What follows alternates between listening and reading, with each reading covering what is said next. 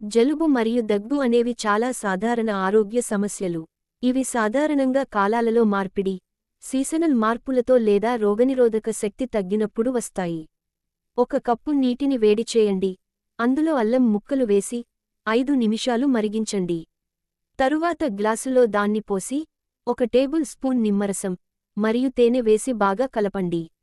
దీన్ని త్రాగి గొంతు నొప్పి తగ్గించుకుని శక్తిని పొందండి. అల్లం గొంతు నొప్పిని తగ్గించడంలో, వాపు తగ్గించడంలో మరియు ఊపిరితిత్తులను శుభ్రం చేయడంలో సహాయపడుతుంది. దాని లక్షణాలు దగ్గును తగ్గించి రోగనిరోధక శక్తిని పెంచుతాయి, కాబట్టి ఇది దగ్గు తగ్గించడంలో చాలా సహాయపడుతుంది.